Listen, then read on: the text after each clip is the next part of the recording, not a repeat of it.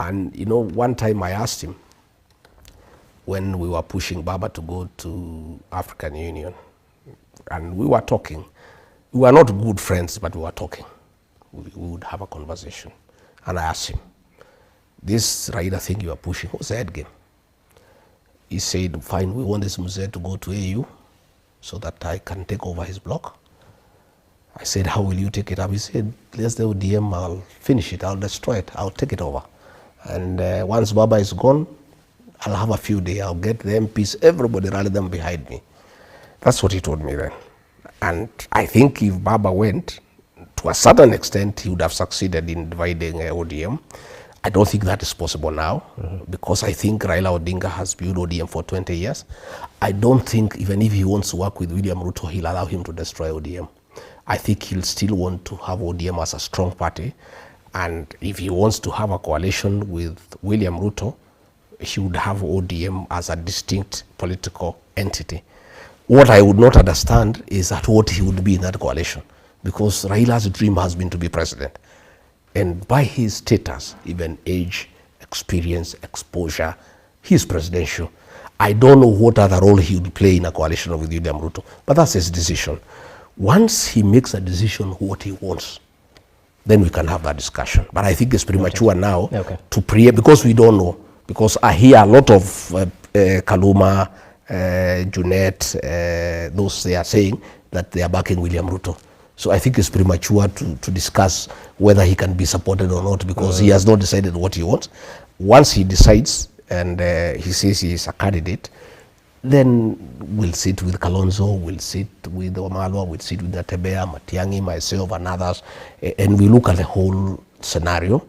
And whatever suits Kenya, I want to, from my end, I'm very selfless. So is my community. Whatever suits Kenya, whatever formula that can work to restore this country, to bring back our country, to fix our economy, to fix our foreign relations. As we speak, we are in very bad state. And even, by the way, we had a very good candidate for the AU seat, Raila Odinga. But the president buggered it, by the way. You know, and I feel for Raila Odinga. And by the way, I wished him well. And honestly, from the bottom of my heart, I really wanted him to be the AUC chairman so that he can have a dignified exit. This is a man who has gone through hell. He has been in detention for 8 years. He almost lost his family. He's a man who has really struggled. He was championed the second liberation. He has fought for democracy. He was very instrumental in the 2010 constitution. I honestly, from the bottom of my heart, felt that if he became the AUC chair, it was a very dignified exit for a man who has given his life for this country. It didn't work because the government buggered it. By the way, had President William Ruto kept off that campaign, Raila would have been elected. All right.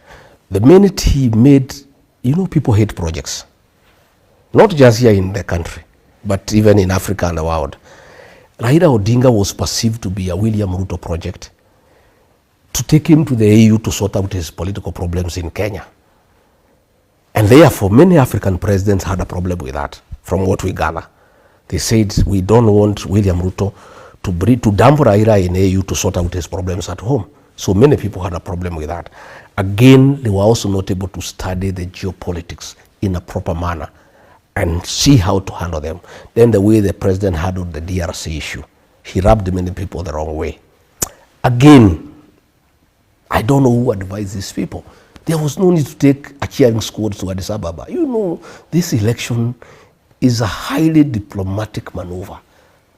You know, whispering to the ears of presidents. Because it was very demeaning to African presidents to think that you can persuade them to vote for Raila Odinga by bringing a cheering squad, singing Bado Mapambano outside the hall. I mean, it was very demeaning to African presidents. So that was a diplomatic blunder. It was a diplomatic blunder. Okay. This guy who won came with only 4 people. Because these are presidents, these are people who make decisions based on many facts. You cannot persuade them by cheering, by bringing a crowd to sing around there and all that. And even many diplomats were very offended by Kenya, by the kind of show that they took there to Addis. So the way that thing was handled, they goofed in a very big way. Since you're talking about diplomacy, I have to really